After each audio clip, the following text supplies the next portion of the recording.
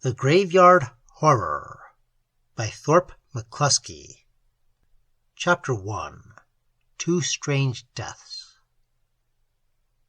It was in May that Karl Maercklein knotted a steel yard weight to his ankles and jumped off the covered bridge 3 miles south of our village to drown in the swift cold waters of the Little Stony. It was still in the month of May when they buried Nurmi in the Nurmi family plot a scant score of feet from the white wooden fence that separates the Dutch Reformed section of our cemetery from several other Protestant denominations. People whispered that Karl had taken his own life because of old Sven Nurmi's oath that never would a daughter of his marry a Pennsylvania Dutchman. They said, too, that Jorma had died of a broken heart, and at that time I agreed with them. I did not attend Jorma's funeral. No Dutchman did, for we all knew well Sven's hatred of us, a hatred whose genesis Sven himself perhaps had forgotten. But I called at the house in the morning, reasonably certain that Sven would retire to the kitchen through those hours, that Jorma's Dutch friends might pay her poor still body their last respects. And so it was. Sven had effaced himself. Chris Peterson met me at the door and ushered me into the house with that stealthy unctuousness which undertakers seem able to put on and take off at will. "For Lord's sake, Chris," I remember whispering to him as I stepped into the hallway, "don't be so sanctimonious. Sven hasn't any love for me. I feel jumpy enough as it is, coming here." He looked at me then, and in that instant an odd chill of bewilderment swept me, for stark horror was in his eyes. "What's the matter, Chris?" I said quickly. "Nothing," he muttered, "nothing." We were already at the living-room door. Abruptly, his gloved hand dropped from my arm. "She's in there." I went forward alone, toward the flower-banked casket. Even in death, Jorma Nurmi was beautiful. I had not seen her since Karl Maercklein's funeral, and then only for a moment, and her face had been drawn and wan and her eyes red-rimmed from weeping. But now her girlish beauty was breathtaking. She lay as though lightly asleep, her slender hands crossed above her breasts, her fine-spun hair like gleaming gold upon the satin pillow. I looked at her for a long moment while my mind thronged with recollections of her, as she had looked running to school, at husking parties, or waving to me, starry-eyed, riding past my house in Karl Maercklein's decrepit old sedan. Then, with a lump in my throat and dimness before my eyes, I stepped into the dining-room and spoke briefly, and I hope consolingly, to the distraught mother. My exact words have escaped my memory. I was too saddened by the double tragedy. I had forgotten the horror I had seen lurking in Chris Peterson's eyes, but as I left the house, he stopped me. We were alone on the porch, he standing beside the rail, I pausing on the topmost step. "For God's sake, Chris," I said then, "tell me what's wrong. You don't look yourself at all." He licked his lips and nodded. "It's them," he muttered almost shamefully. His head jerked toward the living-room windows. "Karl Maercklein in his grave these 2 weeks, and Jorma following him so soon." I looked into his eyes again and checked an impulse to smile, but the realization had come to me sharply that whatever had put the fear into this stolid undertaker's soul, and the quaver in his voice, was a thing not idly to be pooh-poohed or laughed away. "I don't understand, Chris," I said soberly after a moment. "You're speaking in riddles." His gloved fingers reached out and touched my arm. I could feel the tension and the trembling in them. "There is a strangeness about Jorma's death. I have been talking with Dr. Strom." I listened carefully. Dr. Strøm is a young and capable general practitioner. Sven Nurmi, of course, had not had in a Dutchman. Kurt, old friend, there is an ancient belief among our northern peoples that the soul of a suicide cannot rest until the evil that caused the unfortunate one to take his life is exorcised. A belief that the suicide's tormented soul must remain near its outraged body, dragging its loved ones into a death that is not death, but an unholy cessation of life and suspension of true death akin to its own. I looked at him narrowly. "You're an old fool," I said after a moment. He stared at me, his jaws taut. "Yes," he said quietly. "Kurt, it is not normal for a young girl to die of a broken heart. I doubt if anyone, anywhere, ever really died of heartbreak. And I do not say this merely to be cynical.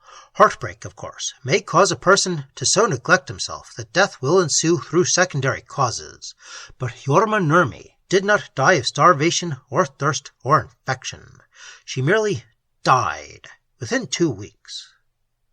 "Oh, fiddle," I said bluntly. "I've heard enough. I've got to get along." He put his hand on my arm. "Listen, Kurt. Karl Maercklein's body lay at the bottom of the Little Stony through a night and a half, a day before it was found. Yet on that suicide night, when no one on earth could have known he was already dead, Jorma Nurmi dreamed that he came to her. That dream was so extraordinarily vivid that in the morning she told her mother. Kurt, how in heaven's name did Jorma Nurmi know that Karl Maercklein was a suicide, hours before his body was found?" Despite myself, I was impressed. He spoke with such utter conviction. Uneasily, then, I shrugged. "Telepathy, perhaps," I suggested. "In the last supreme moment before extinction, a man's mind may perform incredibilities. We know that telepathic visions are recognized phenomena. What more natural than that Karl, in his last instant of life, should wish to communicate with Jorma?" He shook his head. "Jorma Nurmi's dreams of her lover recurred again and again, night after night. Kurt, I have talked with her family and with Dr. Strom. In the last hours she lay like a living, emaciated thing from which the soul has already fled. The pupils of her eyes no longer reacted to light. Her motor reflexes were gone. Yet Strom was filling her full of stimulants. Kurt, she was like a machine voluntarily deserted by its driver." "Oh, tush," I said impatiently. "You're imagining things." He stared at me, and there was no more expression in his blue eyes than in a china doll's. He laughed then, harshly. "If you'll come to the cemetery with me tonight, Kurt," he said with macabre significance, "I'll show you proof." Sharply then, he paused, for 2 mourners, a middle-aged husband and wife, were slowly coming up the walk. Instantaneously, as an actor clothes body and soul in the spirit of the part he plays, he straightened, became again the mortician. Only the horror in his eyes remained. "Very well, Chris, I'll come with you." I turned slowly away, bowing to the husband and wife as I passed them on the sun-bathed walk. Chapter 2. Karl Maercklein's Grave. "Chris, I think we're acting like a couple of doddering old fools." Our muscles protesting against the chill night air, Chris Peterson and I stood on the narrow gravel road that wanders through the Dutch Reformed section of the cemetery.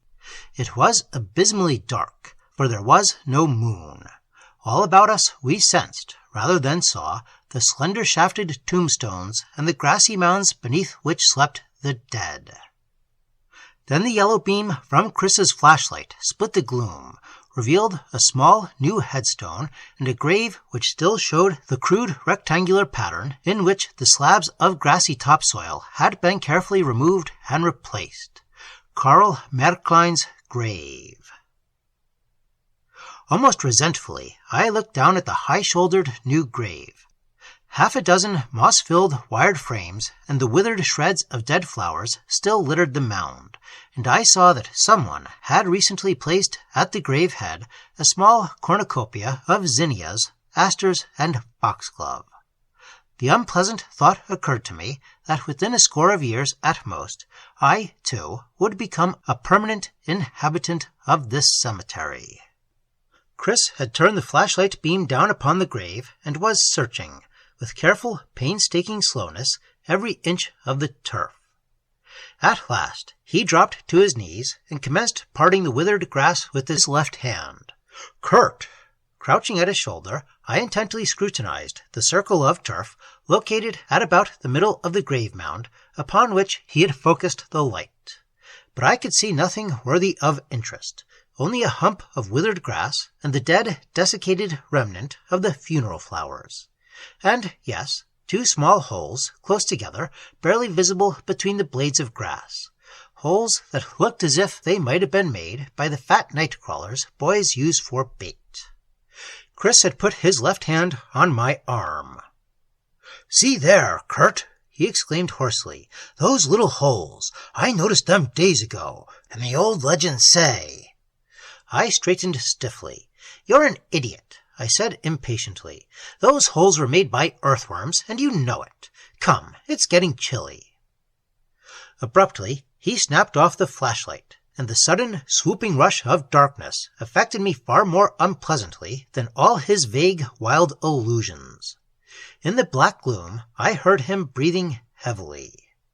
Then, after a moment, as we turned slowly from the grave, his words came to me.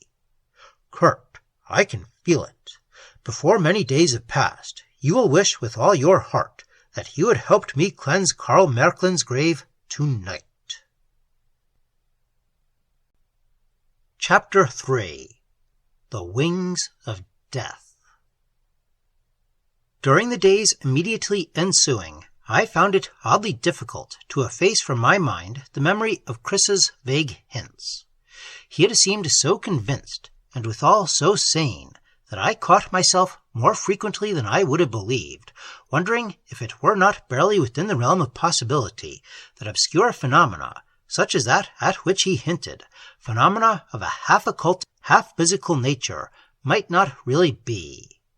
Uneasily, I recalled the legends, some of which were even affirmed by the medieval church, legends which denied heaven, hell, and even limbo, that shadowy realm many students of the occult believe really exists, to the soul of a suicide. And yet I confess that I thought of these things indulgently, and, as the days passed, with greater and greater infrequence. And then, one evening, Wilfred Anderson called me to his home. Hildur, his wife, was ill. And as I climbed into my car and threw my bag on the seat beside me, I abruptly remembered, with an odd, uncomfortable start, that Jorma Nurmi and Hildur Anderson had been sisters. Hildur only a little more than a year older than the dead girl. Wilfred met me at his front door and ushered me into his house. We shook hands pleasantly. He had none of old Sven Nurmi's prejudices against the Dutch. I found Hildur lying on a couch in the parlor. She smiled at me faintly when I entered the room. After a few unimportant words, Wilfred left us alone. Hildur's appearance was a distinct shock to me. The Nurmis are normally a healthy family. Until Jorma's illness, the girls, tall, straight-limbed, high-breasted blondes, had known very little sickness. But Hildur, when last I had seen her, she had weighed a little over 120 pounds, every ounce of her firm, radiant flesh. And now she looked little more than a bag of bones. The skin was drawn so tightly over her temples that it looked almost transparent. The contours of her skull and cheekbones were knife-sharp. I examined her thoroughly, questioned her with particular care about her diet. At the conclusion of my examination, I was completely puzzled. For the girl was organically sound, and there was no trace of disease in her. Her eyes were slightly glazed. I attempted my most jovial attitude. There, Hildur," I said reproachfully. "A big girl like you lying about the house. You should get a grip on yourself. Try and forget what has happened, and put your thoughts on more pleasant things. You've had a bad time, I know, but there's nothing really wrong with you." She smiled at me, a smile of sheer amusement. "No, Dr. Kurt," she said quietly. "There is nothing really wrong with me. Within a few days I shall be dead. But you are right, there is nothing really wrong with me." "Dead?" I ejaculated stupidly. For an instant the glaze seemed to lift from her eyes as she looked at me. The amused smile on her lips deepened. "Dead," she repeated softly, "and unutterably happy. And it will not be long before Wilfred follows me. Jorma was my favorite sister." She turned her face to the wall. "Practical people like you, Dr. Kurt, are sometimes so terribly stupid. Go away now and let me sleep and dream." Her voice trailed off in silence. Chapter 4. To Drive a Stake. And that's the gist of it, Chris. I've left medicines with Wilfred, and Hildur seems vaguely amused, but perfectly willing to take them. And in my heart, I know that they won't do her any good. The girl wants to die, Chris, and God knows what ails her. I had gone straight from the Andersons to Chris Peterson's house, and now we were seated in the undertaker's office parlor, with its rubber plants and marble-topped table and straight-backed formal chairs. Chris put his hands on his bony knees and stared at me. "I warned you, Kurt," he said gravely. "Something damnable is beginning here in our village, or rather, began with Karl Maercklein's suicide. What it is, we know only vaguely. We have no precedent to study, only legend. But we do know that this phenomenon must be stopped, and as speedily as possible. Obviously, Karl Maercklein's soul is not at rest. Obviously, too, Karl Maercklein's soul must be freed from the bonds which force it to remain near the living before we can hope to end this chain of death." There was humility in me now as I listened to the middle-aged mortician, for with the failure of my medical knowledge had come bewilderment. "Yes?" I asked uncertainly, "and how are we to know of what those bonds consist?" He shook his head impatiently. "They can consist only of flesh and blood, of the flesh and blood from which his soul was separated before the proper time. Karl Maercklein's suicide was, in one way, distinctly peculiar. His body was unmutilated. The old legends speak of stakes through the heart and of burnings. We must render Karl Maercklein's body uninhabitable." "And Jorma Nurmi's," I whispered. "Yes, and Jorma Nurmi's." An oppressive silence fell between us. My gaze was fixed, with a kind of dull fascination, on a worn spot at the corner of the rug. I spoke then uneasily. "Neither the Maerckleins nor Sven Nurmi will permit any tampering with those graves. There is the possibility that we may be caught. I have no desire to be sentenced to state's prison as a ghoul." He looked at me for a moment. A curious, stubborn opacity was deepening in his blue eyes. "Gustav Wendt, the caretaker, lives in a small lodge behind the cemetery chapel. To the best of my knowledge, he has never in his life refused a free drink of whiskey, and I doubt if any spooners would wish to visit the cemetery late at night, at this time of year. The graves are new graves. We could restore them to their present appearance without difficulty." I stared at the worn spot in the rug. "We would require another man." "Yes, I've talked to Wilfred Anderson. He is willing to help." That calm statement completely surprised me.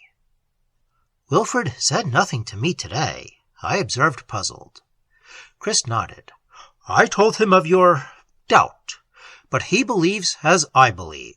He has kept me informed each day of Hildur's condition. We have only waited as long as we have in order to be sure." Suddenly, then, he stood up, went to his small spinet desk, and extracted a long flat envelope which apparently contained several angular metallic objects. "Come," he said quietly. Without comment, he slipped the envelope into his breast pocket. Chapter 5. Hatching a Conspiracy. As we left the house and walked down the driveway toward the garden, I could not refrain from asking Chris what was in the envelope he had just placed in his pocket. His answer was laconic. "Crucifixes." "Crucifixes!" I exclaimed. "But we aren't Roman Catholics, Chris. Neither were Jorma and Karl." He put his hand earnestly on my arm. "We're going into this thing almost blindly, Kurt, and it is possible, as you imply, that these crucifixes may have no efficacy. But we would be fools indeed if we left any weapons untested. And as for our not being Roman Catholics, the significance of the cross extends far beyond the confines of Catholicism. Sometimes I wonder, Kurt, if we Protestants are not unwise in attaching so little importance to the great symbols of religion. But here we are." The tool house loomed before us, a blacker blotch against the night. Chris disappeared within. I heard the sodding clanking of metal against wood, and then he reappeared, his arms burdened with a folded tarpaulin, a spade, a shovel, a crowbar, and 2 short stakes, each about 10 inches long and sharpened at one end to a rapier point. Stakes that had apparently been sawed from a hardwood shovel handle. Methodically, then, he distributed those grim tools between us, and we walked down the driveway to his car, where we put them on the floor in the rear. Climbing into the car, we drove to Wilfred Anderson's. Wilfred seemed unsurprised to see me. He gripped my hand for a moment, hard, as we entered the house, but he said nothing. We went into the parlor and sat down. The couch upon which Hildur had lain earlier in the evening was unoccupied. "I carried her upstairs and put her to bed," Wilfred said, in answer to our unspoken question. "You gave her the sedative tablets?" I asked. Chris was standing beside the parlor table, his lean hands sharply outlined in the bright light from the table lamp. He had ripped open the envelope, and on the tabletop lay a motley assortment of small crucifixes. I was wondering idly how and where he had obtained them. "Wilfred," he said then, slowly, "take these crucifixes upstairs and fasten them on the window shades. Pin one on Hildur's nightdress and tie one to the doorknob. See that the windows are securely closed and the door locked." With a curious childish reverence, Wilfred Anderson took up the crucifixes and left the room. We waited, standing in silence in the center of that old-fashioned parlor. From overhead, we heard the soft thud of a closing window, and then the creaking of the stairs beneath Wilfred's descending steps. "She is sound asleep." Together, we 3 left the house. Outside, we paused on the boardwalk for a moment, while Chris tersely outlined what we should do. "Wilfred, in the side pocket of my car are 3 pints of whiskey. Take that whiskey, spill some of it onto your clothes, and rinse your mouth with an ounce or so. Dr. Kurt will give you something to put in Gustav's drink. Be very careful that he doesn't detect you. We will wait an hour before we follow, and we will not drive into the cemetery. Your job is merely to keep Gustav occupied. If possible, drug him. But if you cannot give him the drug, do the next best thing. Get him full of liquor. When we have finished, we will walk to my car and sound the horn very briefly at 5-minute intervals. Do you understand?" Very gravely then, Wilfred looked at us. "Yes, I understand," he said in a low, firm voice. "I will do exactly as you say." Chris rested his hand for a moment on the young man's arm. "Wilfred, if any spooners drive up to the chapel gate, keep them from entering the cemetery. Only God and we 3 must ever know what happens tonight." Chapter 6. A Corpse Exhumed. Midnight was near when Chris, after a wait that seemed an eternity, started the motor of his car and sent us gliding quietly through the streets of the sleeping village. The distance was not great. Presently we were passing the long wrought iron fence, behind which the closely packed tombstones nestled amid somber, conventionally trimmed evergreens. We drove past the arched gateway, past the small sandstone chapel and the caretaker's lodge. 2 rectangles of yellow light stared at us through drawn shades, and Wilfred Anderson's 5-year-old sedan stood black and still beside the road, close against the tall iron fence. Softly, Chris's car slipped along the narrow gravel road, 100, 200 yards. Carefully, Chris drove the car off the road into the underbrush and shut off the motor and lights. In the thick gloom, we climbed from the car and fumbled in the tonneau for the grisly implements we had brought. Silently, cautiously, we felt our way across the road and along the wrought iron fence until we came to the square sandstone pillar that marked its termination. Here, running back from the road, began a 3-strand barbed wire fence that bounded this side of the cemetery. Stooping between the strands, we found ourselves on hallowed ground. Here, darkness, palpable, almost opaque, lay like a fluid blanket on the smoothly cropped grass and the unpleasantly suggestive little mounds across which we stumbled. The night was chill, yet there was no tang in the air. I knew that before many hours had passed, there would be dank, drizzling rain. We dared not use Chris's flashlight.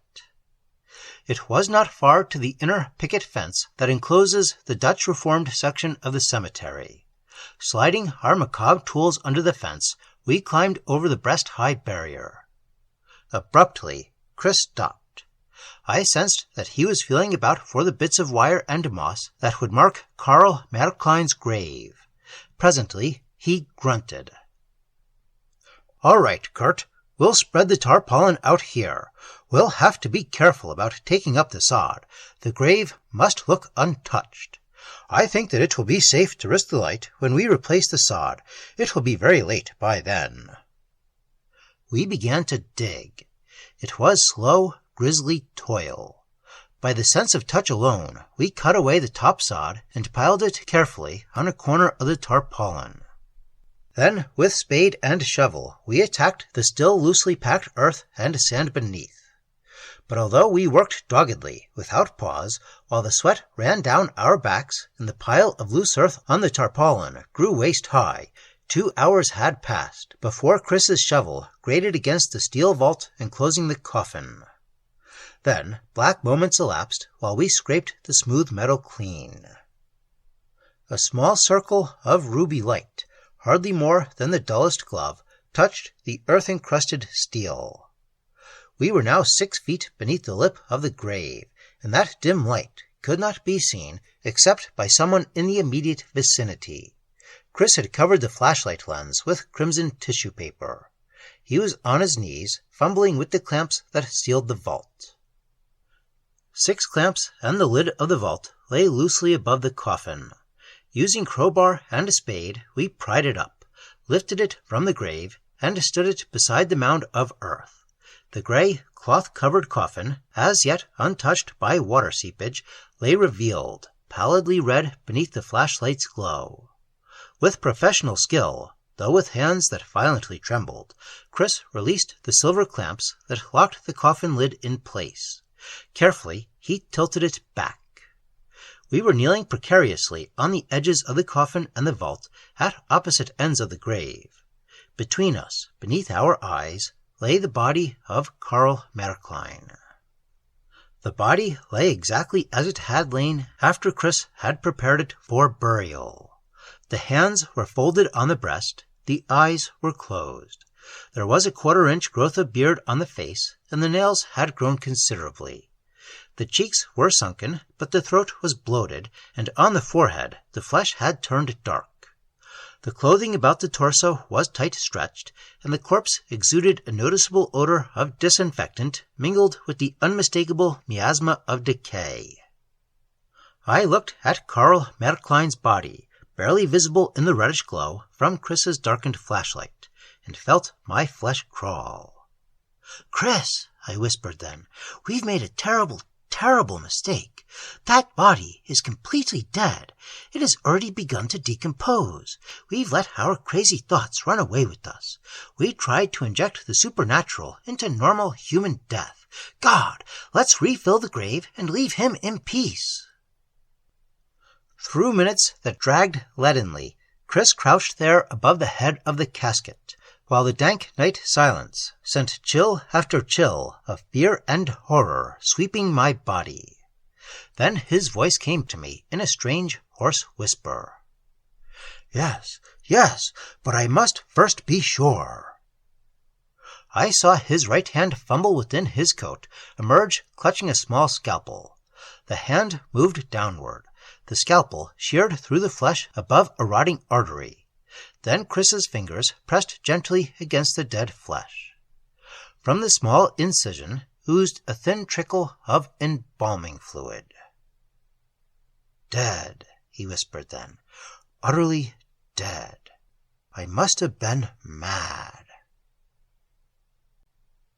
Chapter 7. Hildur. 40 minutes later, our muscles stiff and sore, our nerves shrieking from the strain they had undergone, we tamped the last square of sod down on Karl Maercklein's grave and replaced the wire frames that had once held floral wreaths and the cornucopia of withering flowers. Dead tired, moving like automatons, we folded the tarpaulin and stood for a long moment in the darkness, listening intently. Then, for an instant, Chris flashed the beam from the light, brilliant now that he had removed the obscuring red paper, across the grave, snapped off the torch. "It will rain before many hours," he muttered. "Thank God for that." Stumbling warily, we turned away. Minutes that seemed years later, we climbed into Chris's car and returned over the gravel road past the caretaker's lodge. The twin lights still gleamed from the windows, and Wilfred Anderson's car still stood unobtrusively beside the road. We drove on 100 yards and sounded the horn. In a few minutes, we heard the whir of Wilfred's starter and the clashing of gears. We drove on, then, and Wilfred followed us to his house. Without speaking, we three entered. Within the house, Wilfred left us. "Hildur," he said thickly.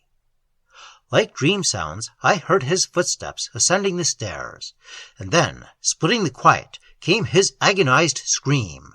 For an instant, Chris and I stared at each other. Then we plunged up the narrow stairs. The door to Hildur's room stood open, and from that gaping portal streamed a rectangle of brilliant light.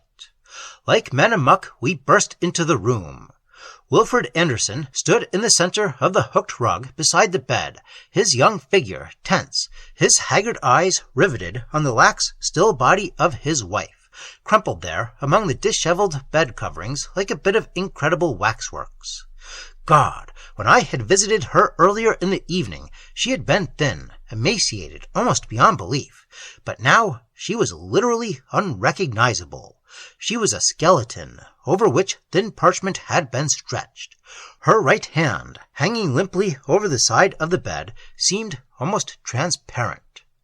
I have seen tubercular patients hovering at death's very door, but never before nor since have I seen a body so emaciated that still held life. For she was alive. There was still pulse in her, though faint as the flickering of a guttering candle, and I knew that only an immediate transfusion would save her life. Chapter 8. The Three Crucifixes. Grey dawn was in the room before I dared, even for a moment, to turn from Hildur's side. I was dog-tired, and my nerves were like old rubber. The resilience had gone from them. I had the feeling that if someone were to fire off a revolver beside my ear, or if Satan himself were to step into the room, I would not start. The room was still, with a ghastly quietude. Wilfred, his face pale from loss of blood, had not uttered a word since I drew the tubing from his arm and bandaged the incision. Chris Peterson stood before the window, his back to the room, gazing out into the lightening grayness. He was pondering, I knew. He had been pondering thus for a long time. And then he turned, and his brows narrowed as he gazed about the room. "I was right, Kurt," he muttered slowly. "We should have done to Karl Maercklein's body, as the old legends say. We should have severed the links that still enchain his soul. I was deceived by the fact that his body had begun to decompose. It was contrary to the tales I had heard. But now we have additional proof. This death that reached for Hildur last night was no ailment you will find in your medical books, Kurt. We have it all to do over again." I lifted my right hand and stared for a moment at the unfamiliar blisters that had formed at the base of my fingers, and then let the hand drop to my side again. "Yes, Chris," I said tonelessly. "We have it all to do over again." He took a step toward me. The puzzled frown still creased his forehead. "I had hoped the crucifixes," he said uncertainly. Then he glanced at Hildur's thin, exhausted form. A small triangular rent showed in the pale yellow of her nightdress. She had torn the crucifix from her breast in the night. My eyes followed Chris's to the door. The crucifix that Wilfred had tied to the doorknob still hung there at the end of its bit of string. And then I heard Chris's hoarse exclamation as he swiftly stooped at the foot of the bed and retrieved a second crucifix attached to a tattered fragment of cloth. "She threw it from her," he whispered. "Even in her drugged slumber, she threw it from her. But there was a crucifix at the window." He peered for an instant uncomprehendingly at the shade. Then his gaze lifted, focused on the roller at the top of the window. Swiftly he strode over, grasped the ringed cord, and drew the shade down. Still pinned to the shade was the third crucifix. "I understand," he muttered then. "I understand." I, too, understood. Hildur had risen from her bed and gone to the window, perhaps with the hell-induced impulse of ripping away the crucifix. But the shade had pulled away from her weakened hands, winding up on the roller. And then Chris jerked the cord, releasing the shade. It ran half up and stopped abruptly. The crucifix, winding around the roller, had increased the bulk of the shade so that it would roll up no further. I could see the shape of the crucifix plainly where it had stopped the roller, a small, angular, inverted bulge within the shade. Silently, then, Chris gathered together the crucifixes and went out of the house, and I knew that he was going to put them on the graves. Chapter 9. The Thing in the Grave. The long day was gone, and again it was close upon midnight when, for the second time, we stood in the blackness beside Karl Maercklein's grave and arranged our grisly tools. The chill rain that we had been expecting had already begun. Occasional flurries of fine, sleet-like moisture struck into our faces and settled mistily upon our clothing.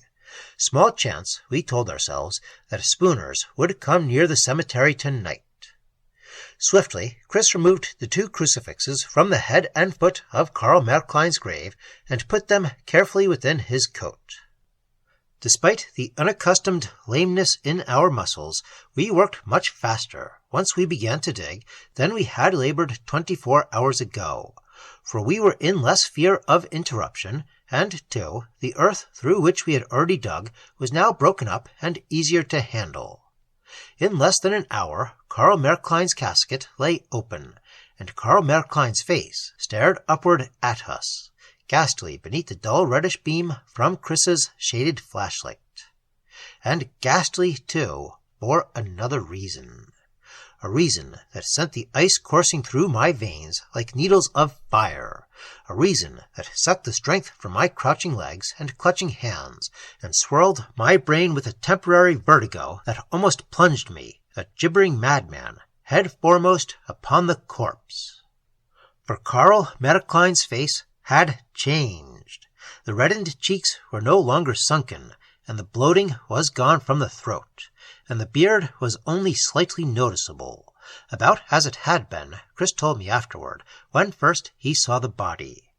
The discoloration was no longer apparent on the forehead. The torso was normal, and the nails were once more short. And although the odor of disinfectant remained, striking upward at us from the coffin, that other horrible miasma of decay had disappeared. And then I heard Chris's voice, wheezing, whispering, "Dear Lord in heaven, Kurt, it is as though tonight those crucifixes kept the hellish life that inhabits this corpse from escaping, the hellish life that was elsewhere last night. For the thing has come back and driven from itself all trace of decomposition. Heaven help us, Kurt! By day it rots, and by night it roams about and rejuvenates itself." For an instant his hand touched the pocket in which rested the small crucifixes he had picked up from the grave before we began to dig, and I knew that the thing was alive. The crucifixes had bound it to the tomb. Uncertainly, Chris stood up on the metal edge of the vault, fumbled with his right hand about the lip of the grave. When again he crouched down, he held in that hand one of the thick hardwood stakes, a stake that he had sharpened to a needlepoint. "All right, Kurt," he said then, his voice grim. "Hold this over his heart, and hold it steadily." He handed me the stake, and in that hideous moment I was conscious of myself as two entities. I was myself living a nightmare, and I was myself looking on, watching my own dream as one watches a play. But I placed the stake against the breast of the corpse, moving it about until it was between the false ribs, tilting it so that it would strike upward into the heart. I had to lean forward and to place my left hand on the edge of the vault to retain my balance. The smooth steel was cold against my flesh. Chris lifted the crowbar. He had jammed the flashlight into a corner of the grave. Beneath its red rays, we looked like demons from one of Dore's hells. And then, like lightning searing into my brain, I heard the soundless pleadings of the thing, and the words that seemed to spring alive within my brain, thought words that never passed mortal lips, were in the voice of Karl Maercklein. I saw the crowbar tremble, saw Chris's lips twist momentarily, and I knew that he had heard the thing. And then the crowbar swung downward through a clumsy arc, and the stake sank half its length into the corpse, and bright red blood, mingled with a quantity of embalming fluid, jetted upon my hands from the wound. And again the crowbar lifted and fell, and now the stake had sunk its length into the corpse, to grate against the floor of the casket. I looked at the thing, at the blood that spurted from the great wound, and I looked at its face, and a cry burst from my lips, a cry that I would not have recognized as any human sound. The discoloration had once again overspread its face. Once again the cheeks were sunken, and the bloating had returned to the throat. The nails, springing from hands now bathed with fresh blood, had abruptly grown long, and the torso was swollen. A quarter-inch growth of beard showed on the jaws. The sickening odor of decay struck into my nostrils. And yet, crouching there 6 feet beneath the surface of the earth, surrounded by and bathed in horror, I felt suddenly at peace. For as though from an incredible distance, I seemed to hear Karl Maercklein's voice returning to me, thanking me for what I had done, and urging me on to do more. Chapter 10. The Voices in the Cemetery. Working with painstaking care beneath brief, eerie gleams from Chris's flashlight, we restored Karl Maercklein's grave as perfectly as we could to a semblance of undisturbed naturalness. The brief gusts of rain were coming with increasing frequency, and our hearts were almost light as we replaced the rectangles of sod and the shriveled remnants of floral wreaths and sprays and the cornucopia of fresh flowers. And yet, we knew that the more terrible portion of our task remained undone. We must perform for Jorma Nurmi that which we had already accomplished for her sweetheart, and the time was short. Dawn was but 2 hours away. Hurriedly, we gathered together our soil-encrusted tools, paused for a last brief inspection of the grave, then, stumbling uncertainly, dragging our leaden limbs across the acres of billowing grave mounds, we made our way from the Dutch Reformed portion of the cemetery to the Nurmi plot. Here, in the utter darkness, we halted. I could hear Chris's breathing as he moved about, trying to locate Jorma's grave. And then, with unexpected, nerve-shriveling abruptness, came his startled oath. Simultaneously, the light sprang on, illuminating redly the ground at his feet. The body of Hildur Anderson lay there across Jorma Nurmi's flower-strewn grave. I exclaimed something hoarsely, and then I moved forward and dropped to my knees beside that quiet form. Mechanically, my hands went about their work. Vaguely, I realized that there was no discernible pulse, that Hildur's body was cold. "She's dead, Chris." He sucked in his breath sharply. When he spoke, his words were grim and bleak. The thing that Karl Maercklein had made of Jorma called, and with her last strength she came. But why? To remove the crucifixes from the grave. He loomed over the grave, and I saw that no crucifix remained upon the flower-strewn mound. Hildur Anderson had hurled them into the dark. Chris was looking down at the grave. "It has left Jorma's body," he muttered, "but I think that it is near. It must know of what we are doing, and it must be afraid." He broke off abruptly, seemed almost to be listening, and I, too, listened, though for what tangible sound I had not the slightest conception. And yet I heard it, or rather, sensed it, there in the night about us, steeping the night with unclean, inhuman, macabre exultation.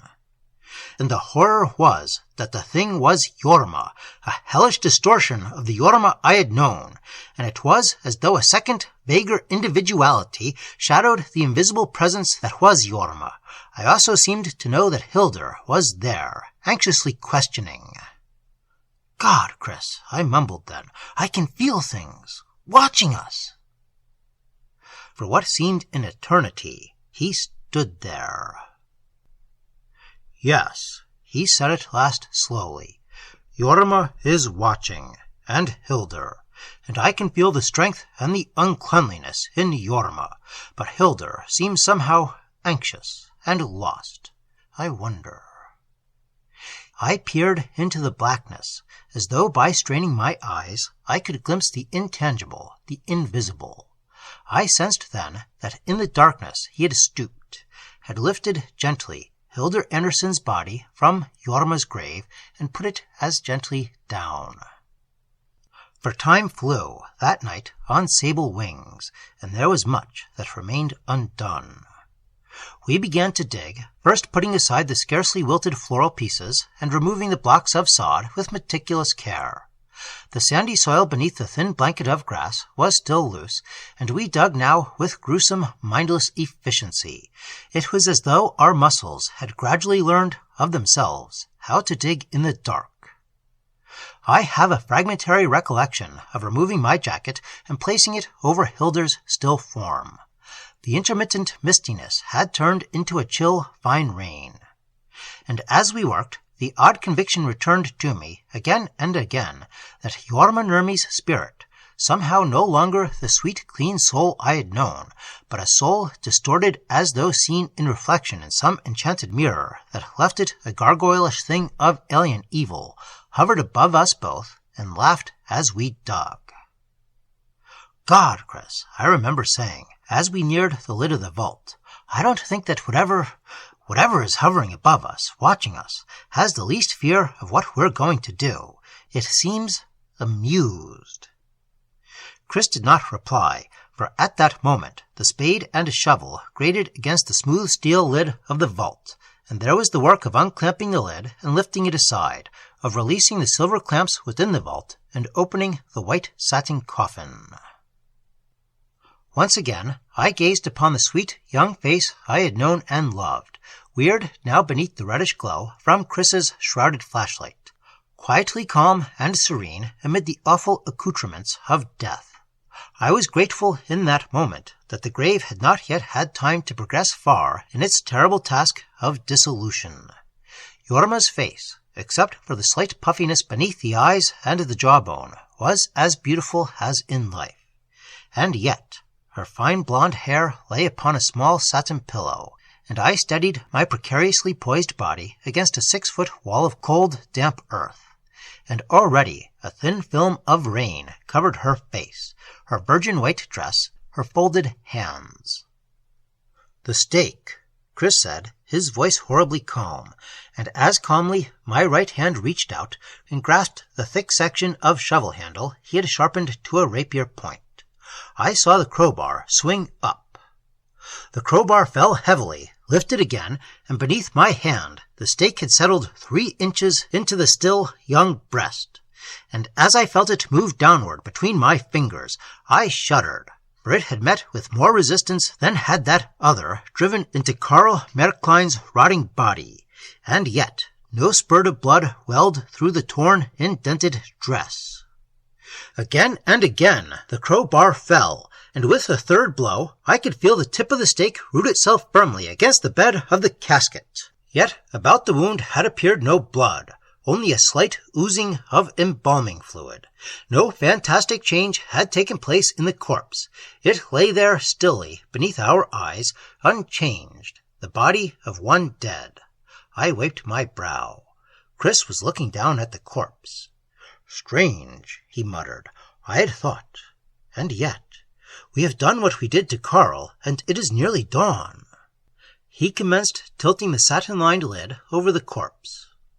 And then, out of the darkness, it struck at us, the thing's laughter, fiendish, triumphal, exultant, the soundless laughter of an entity we could neither see nor feel nor hear, yet laughter none the less real. And sharply, Chris paused, and his words came across the casket lid to me, deliberate, measured, assured. "It laughed too soon, Kurt," he said quietly. "It believed that the danger had passed, and it could no longer restrain itself. It was not in the corpse, Kurt. When Hildur took the crucifixes from the grave, she allowed it to escape, and so we have driven a stake into something as dead as a lump of earth. But we freed Karl Maercklein because the thing was in him when we struck. Very well, we will wait until dawn." For an instant there was silence, more than silence, for even the soundless laughter of the evil that had warped and wound itself about and amid the soul of Jorma Nurmi had suddenly ceased, and I caught myself looking upward at the black sky, wondering when would come the dawn. "It will not be long," Chris muttered grimly. "Perhaps an hour. We must wait. It is the only chance left to us. We know less about this horror than little children know about metaphysics. Yet we know that dimly, vaguely, the legends follow the truth." Prosaically, in that moment, I felt pitiably grateful that the rain was coming down with greater and greater violence, and that the Nurmi plot lay behind a thin blanketing of spruces, and we would be watchful after the dawn. We climbed from the open grave, then, and settled down grimly to waiting that seemed endless. The presences, Jorma's vindictive and Hildur's vague and bewildered, had seemingly gone, and yet I was apprehensive. And then, suddenly, I felt Chris, huddled close beside me on a corner of the drenched tarpaulin, tense. "Shh!" A moment passed, and then I heard the sounds, the sodden, stumbling, hurrying sounds. Someone was running toward us, through the blackness amid the graves. God! My fist tightened around the shovel handle as I stood erect. If that person came closer, if we were discovered! I clubbed the shovel handle between my hands, with the iron bit toward me and the smooth wood extended. Perhaps, if the man stumbled upon us, one sharp blow would stun him before he recognized us. I must not strike too hard. And then my hands loosed their grip, and the shovel dropped unheeded to the dank earth. For the man was mumbling, babbling crazily to himself, and I had recognized his voice. The man was Wilfred Anderson, and he was stumbling his way to the body of his wife, crouching above her. Wilfred! The dull red glow of Chris's flashlight stabbed down into the upturned face. He was stroking her brow, her temples.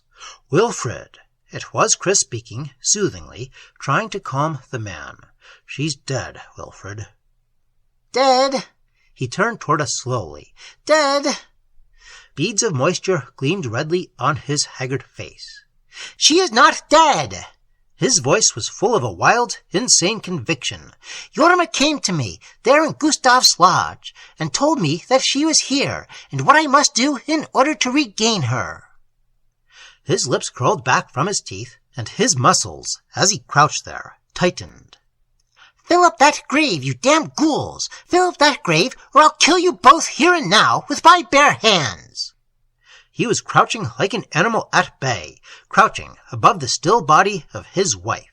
Young, powerful, maddened with grief, facing us two old men. Listen, you damned ghouls! Can't you hear her speaking to me, speaking to us all? Can't you hear Jorma and Hildur?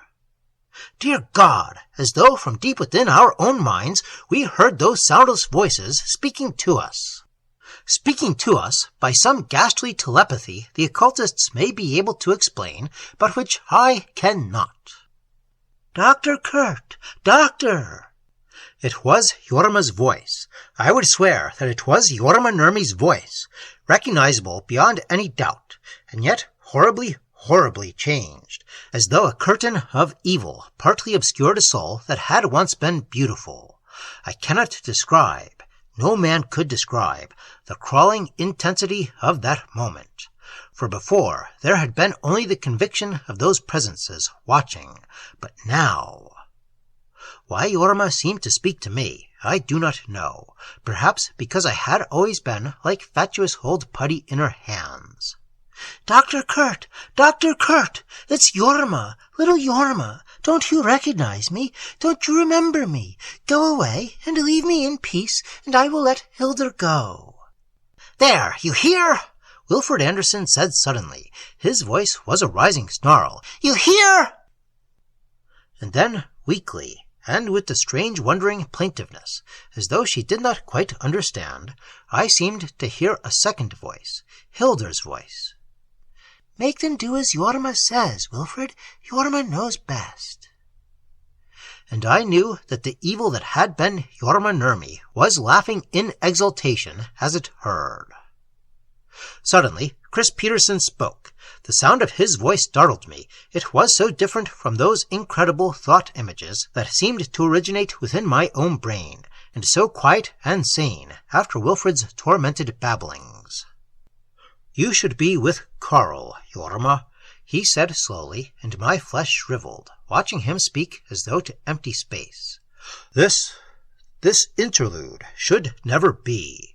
There is evil in you now, Jorma, through no fault of your own. You should let us set you free. The thing laughed. When I lived among you, I loved your form of life. Now that I live as I do, I would not change. Abruptly then, its words grew faint. Hurriedly, it addressed Wilfred. Now I must go. Wilfred, do not let them touch my grave, and in return I will restore Hildur to you. Like a vanishing dream, the voice was gone. For a moment, I stood there in the rain bewilderedly. And then, as though through eyes that had been for long moments blinded by some strange hypnosis, I saw that the blackness of night had changed to gray. I saw the tombstones stretching into the mist, and the long, rain-drenched row of spruces. In the east, the dawn hovered on the brink of the world. Chapter 11. Release. A half-simian growl aroused me. Wilfred Anderson had towered to his feet, stood above Hildur's body, his shoulders slightly hunched, slowly clasping and unclasping his strong hands. He took a step towards us. Fill the grave! Chris, facing the man, shook his head. I could see the grizzled stubble of beard on his mist-drenched jaws. No. And then, powerful fists swinging, blue eyes mad with implacable resolve, Wilfred Anderson charged like some wounded beast. Chris, meeting that first rush, went down beneath a blow that would have dropped an ox. As though by instinct, I dropped to my knees and groped for the shovel. Only vaguely do I remember stumbling to my feet and swinging the shovel handle through a short, choppy arc. Bewildered, I heard the crunch of wood against bone, and saw Wilfred fall grotesquely. I know that I leaped into the grave, illumined now by the grayness that overspread the earth.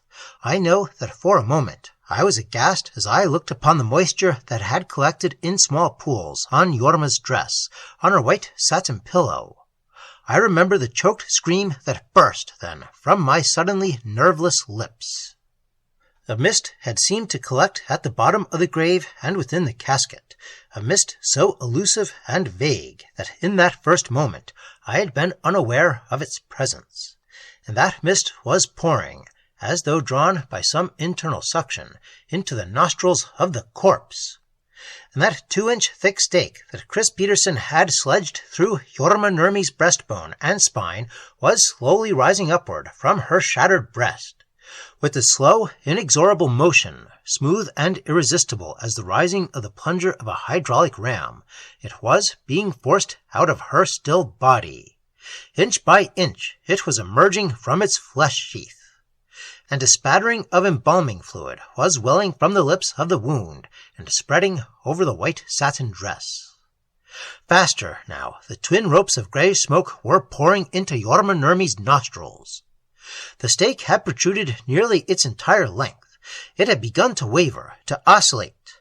Wet with rain, glistening with embalming fluid, it slowly tilted over and fell from the wound, rolled to the side of the casket, and lay there. And God, the wound had vanished. Beneath the jagged round hole in the white satin dress, I saw new flesh, the unmarred, faintly roseate flesh of a young girl. The last wisps of smoke had curled into Jorma Nurmi's nostrils, and then, in that final instant of cumulative horror, I sensed the thing's triumphant laughter, slumberous, utterly evil. With that hellish laughter came abrupt release from the ecstasy of horror that had enchained me. The life that had hung suspended in my veins suddenly moved. Almost without volition, my arm swept outward across the casket, grasped the grim, slippery stake. It was done in an instant. Huddled on my heels on the casket like some ungainly old gargoyle, my back pressed against the dripping earth, I lifted the heavy crowbar in my right hand. It swung uncertainly, erratically, as with short, weak blows I drove the stake through Jorma Nurmi's body.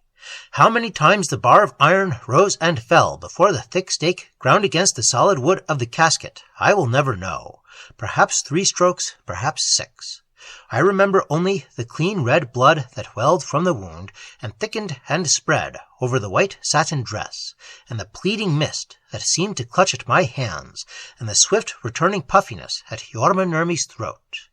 And as I finished, Jorma's voice, no longer evil, but clean and sweet again, the voice of the little girl I had known, thanking me. And the overwhelming conviction, as that voice dwindled into the infinite, that she had gone to that place where Karl Maercklein waited. I did not look at the corpse then, I did not dare, but stiffly I clambered from the grave. Now that it was over, my body had begun to shake. And then I passed my right hand uncertainly across my eyes and stared through the misty rain in utter astonishment. For Hildur Anderson was stumbling to her feet, tall, strong, beautiful, fair, with the look of dazed, uncomprehending horror growing on her face. And I knew that she had awakened from nightmare into nightmare, and that if I were to save her for Wilfred, I must comfort her now. We paused beside Gustav Wendt's lodge and looked back over the sea of graves into the silence and the peace we had left behind us. For a moment we were still. Then Wilfred, Passing his left hand tenderly over the goose-egg lump at the side of his skull, his right arm was about Hildur's shoulders, looked toward the open lodge door, and made a wry face. But the door stood half open, and within the light still burned, and the unmistakable odor of whiskey struck outward into the rain-washed dawn. Quickly, then, we turned our backs upon the lodge and walked toward our waiting cars.